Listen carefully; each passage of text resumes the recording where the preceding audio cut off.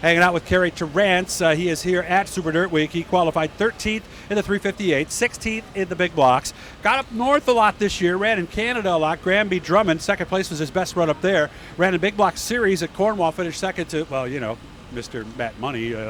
He's been all over it. Also ran a three-race small block series at Mohawk International Raceway, third in the point standings there. How's Carey Terrance doing today? Good.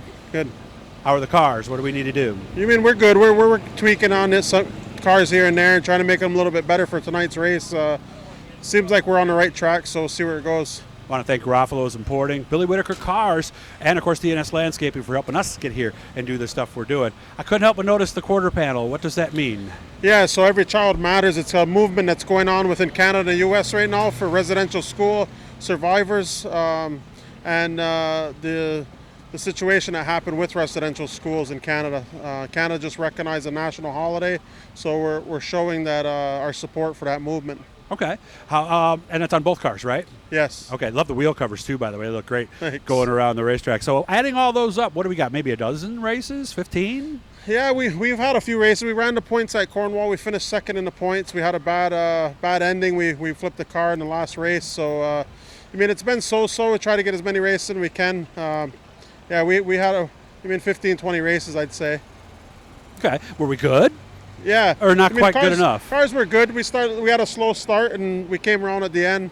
Won one race at Cornwall. We're close to winning a few more, so it was overall a good season with the little amount of racing we did. So let's go back. How old are you now?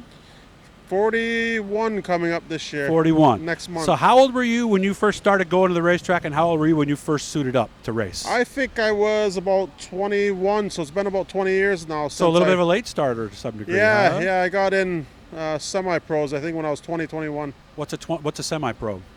Like a Duke stock, semi-pro. Like a four-cylinder or a clear stock or something? 8-cylinder, like a step below pro stocks. Okay, so almost a street stock. Yeah, street stock. Yeah. DOT tires, not race tires, stuff like that? Yeah, DOT tires. And that was right at Mohawk? Yep. Okay. Yep.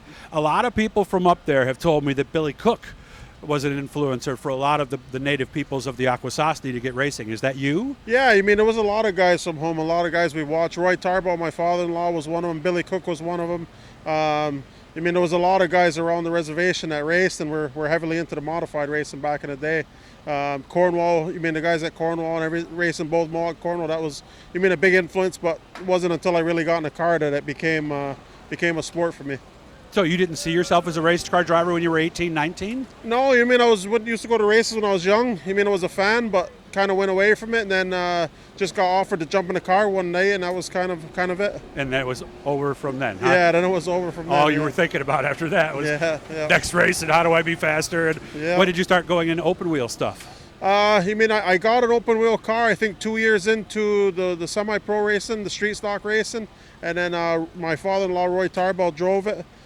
He's your father-in-law. I did not know that. Okay. Yeah. So not long after we jumped in the open wheel, so it was only maybe the second or third year into it.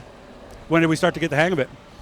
It kind of came natural right away, I think, because we had such good people around us. We engaged with Dale Plank and a few people back then, and Roy helping on the cars, so it really kicked it off right away. Okay.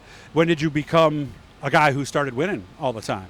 Well, not all the time, but you know what I mean. Yeah, we won a lot of races back then. I don't know if it was 2 or 3 years after into it when we started to get pretty consistent, and the cars started to come around, started to get the hang of it, the setups and stuff. So, I would say it took 2 or 3 years just to get moving, but we won a lot of points championships at Mohawk, a couple there. 5 or 6 at Cornwall, I believe. So, it's been a long trip the last 20 years. It's been a long trip up in Akwesasne, too. I remember the old casino, now the new casino. It looks like a lot of good things are happening up there in the future, right? Yeah, a lot of stuff going on. Casino, a lot of business growth and stuff. So, along with that comes the racing and stuff like that. So everything's going well.